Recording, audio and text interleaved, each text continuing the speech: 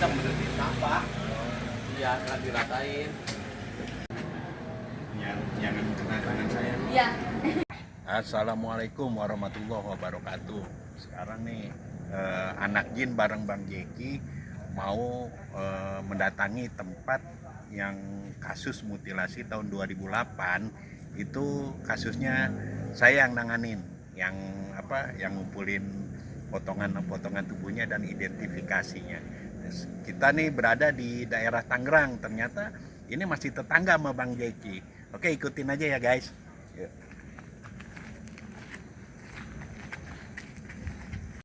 Nah, ini itu yang mana? Di yang rumah tingkat itu tuh. Itu yang di rumah tingkat. Nah, dulu TKP-nya di situ. Ternyata ya tetangganya Bang Jeki kan. Saya cerita-cerita di podcast di podcast gitu. Jadi notice ke Bang Jeki, ini mah tetangga saya, makanya saya sekarang mendatangi TKP-nya langsung. Nanti cerita lanjutnya di videonya nih, nanti saya ngobrol bareng Bang Jeki di rumah gitu. Dan sempet juga itu bagian tubuhnya atau dagingnya disebar dan sempet dimasak rendang ya Bang ya. Ya. Wah itu tuh waktu saya menangani itu isi perut nggak ada, terus bagian paha tidak ada. Memang tidak lengkap, tetapi kami berhasil mengidentifikasi lewat tato macan di dadanya, dan alhamdulillah pelakunya istrinya tertangkap. Nah itu lokasinya. Ini sekarang saya ada lokasi, agak merinding juga nih Bang. Nah ini gue sekarang lagi di rumah sakit Hermina nih Tangerang, lagi mau ngeliput ini nih, mau lihat-lihat ambulannya Bang Jeki tuh ya. Ini ambulannya Bang Jeki nih.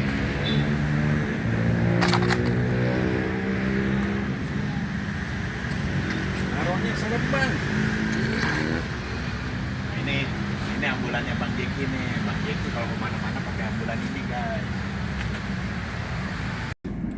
Ya waktu itu menurut keterangan, jadi ada juga kepalanya dibawa menggunakan taksi dan ditinggalkan begitu saja.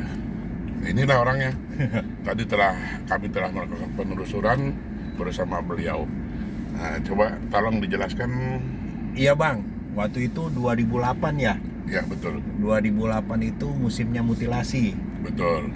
Kasus pertama Atika, kasus kedua Rian Jombang, kasus ketiga Sri nih. Nah ya. Nah ini yang kasus ketiga yang terungkap. Jadi yang terungkap tuh cuma 3 Bang 2008. Wih, Dari luar 8, biasa. iya dari 8 kasus mutilasi. Dan yang gini, Rian Jombang itu ada 13 potong. 13 potong. Tapi lengkap, ketemu Betul. semua gitu. Kalau yang ini, yang si Atika ini cuman dikepotong kepalanya aja. Iya, jadi mudah.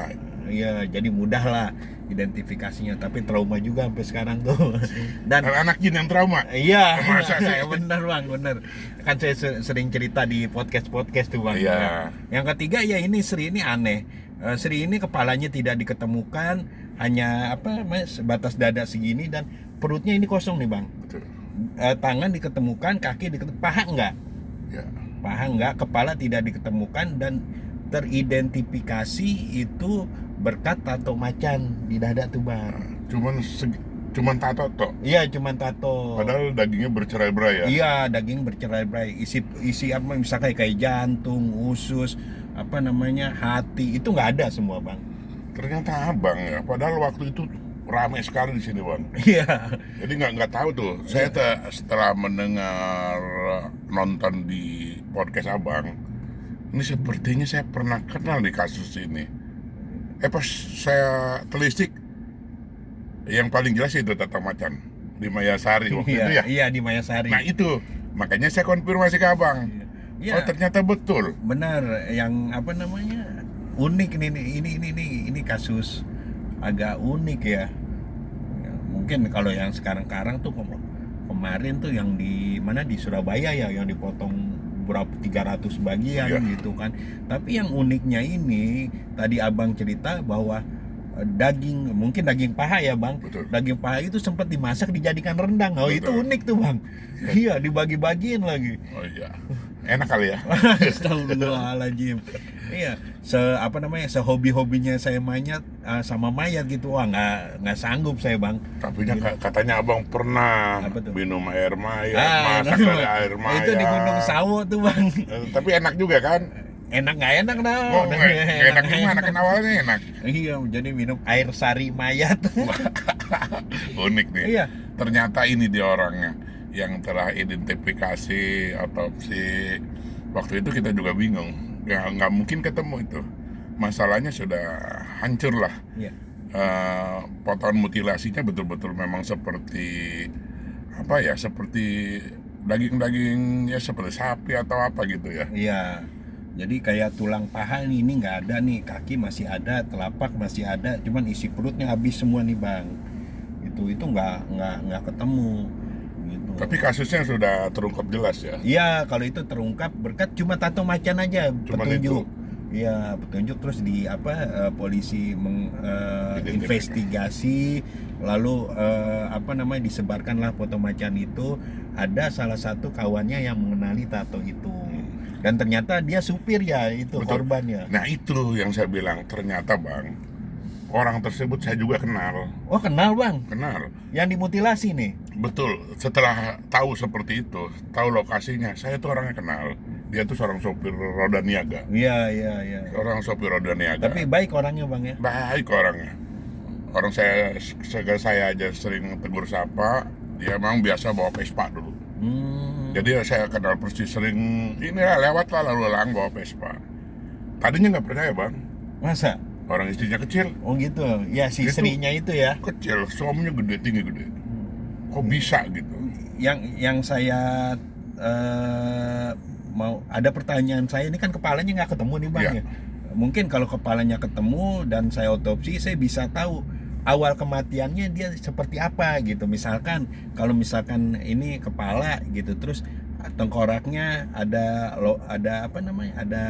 trauma tuh, misalkan vertikal Benturan, horizontal itu ditusuk oleh benda tajam. Terus kalau misalkan dia retak tengkoraknya tuh tidak beraturan, dia dipukul oleh benda tumpul gitu. Karena kepalanya tidak ada, saya tidak bisa mengidentifikasi bagaimana cara pelaku ini menghabisi korban. Kalau abang tahu mungkin dari warga sini ya. Sebetulnya nggak tahu, tapi menurut informasi yang karena sudah lama, sudah banyak yang ngerti juga, ternyata itu katanya setelah tidur itu dipukul pakai batu katanya. Oh. Jadi beberapa kali mungkin udah yakin tewas, baru dia kebingungan katanya.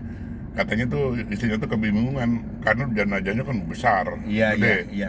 Akhirnya dimutilasi lah. Iya, tahun 2008 itu Kayaknya bulan September lah itu. Iya. Jadi gini Bang, di Bekasi juga ada kasus mutilasi dan tidak ketemu kepalanya dan tidak ada petunjuk dari tubuhnya dan itu tidak terungkap Bang. Jadi Mr. X lah. Mr. X. Jadi saya bilang tahun 2008 itu ada 8 kasus mutilasi, hanya 3 yang terungkap. 5 tidak terungkap karena tidak ada ciri-ciri spesifik tubuhnya dan Seperti itu tato ya. iya, dan banyak kan juga keluarga tidak melapor ke kepolisian. Ya. Gitu kan, kita saring juga kan, polisi tentu minta data-data, ada nggak ciri-ciri gini di kamar jenazah gitu. Kalau ada ya ketemu, dan itu yang 5 itu nggak ada, kepalanya nggak ada semua, jadi nggak bisa diidentifikasi Bang. Ternyata itu salah satu mungkin ya, berkat tato itu ya. Iya, terungkap berkat tato macan aja. Jadi di foto disebarkan dulu kan, media cuman kebanyakan ya koran, medsos juga kurang kan Bang, tahun 2008. Kadang YouTube juga agak susah masuk Iya. kasus seperti itu, nggak seperti sekarang ya. Iya. Kalau sekarang kan jangankan kasus gitu, kita aja kayak saya semacam pemandi jenazah atau perawat forensik, abang supir ambulan, banyak yang minta podcast Bang. Iya. Ya mungkin itu ya.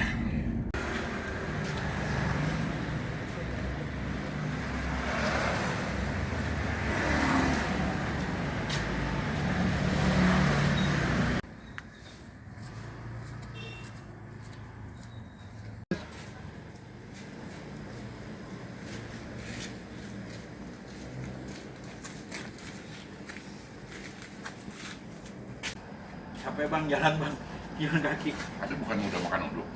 Udah sih, Ah, iya, capek ya. capek bang. Penelusuran udah. Udah. Ternyata emang abang biangnya. Oke bang ya, Iya iya. kita closing dulu. Iya. Terima kasih buat teman-teman semua yang sudah like, yang sudah mampir, yang sudah subscribe di channel ini. Terima kasih. Kami akhiri Anak Jin dan sopir ambulan. Terima kasih.